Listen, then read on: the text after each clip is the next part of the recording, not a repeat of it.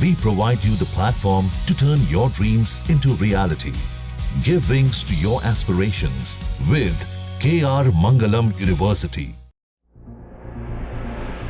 Donald Trump के सत्ता में आने के बाद ईरान के साथ अमेरिका का तनाव लगातार बढ़ता जा रहा है। हाल ही में डोनाल्ड ट्रंप ने ईरान को लेकर एक ऐसा बयान दिया है जो ईरान में वायरल हो गया है। ट्रंप के इस बयान की पूरे मिडिल ईस्ट में चर्चा हो रही है। इजराइल में भी डोनाल्ड ट्रंप के इस बयान को डिस्कस किया जा रहा है। अब सवाल ये उठता है कि आखिर डोनाल्ड ट्रंप ने ऐसा क्या बोला है। चलिए आपको सब कुछ विस्तार में बताते हैं। डोनाल्ड ट्रंप इस समय ईरान के परमाणु प्रोजेक्ट से काफी चिंतित नजर आ रहे हैं, क्योंकि ईरान के परमाणु बम से सबसे ज्यादा खतरा अमेरिका और इजराइल को ही है। इसीलिए ट्रंप ये कतई बर्दाश्त नहीं कर सकते कि ईरान एक परमाणु संपन्न देश बन जाए। इसी से संबंधित अमेरिकी राष्ट्रपति डोनाल्ड ट्रंप ने बुधवार को एक बार फिर ईरान को बड़ी धमकी दी है।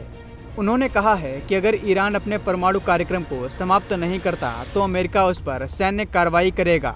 इतना ही नहीं, ट्रंप ने यह भी कहा कि ईरान के खिलाफ किसी भी सैन्य कार्रवाई में इजराइल की अहम भूमिका होगी।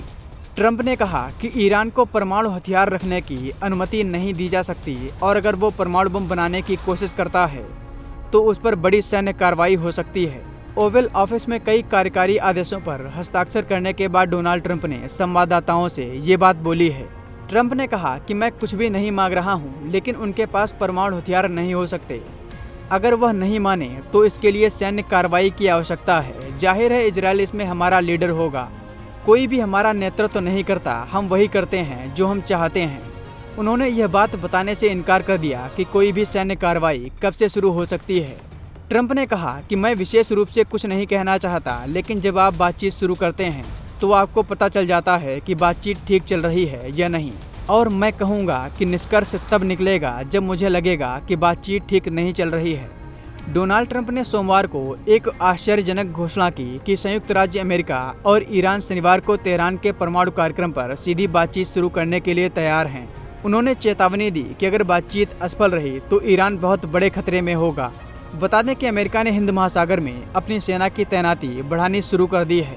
अमेरिका का हिंद महासागर में मिलिट्री बेस डियागो गार्सिया, वहां अमेरिका लगातार अपनी सेना बढ़ा रहा है।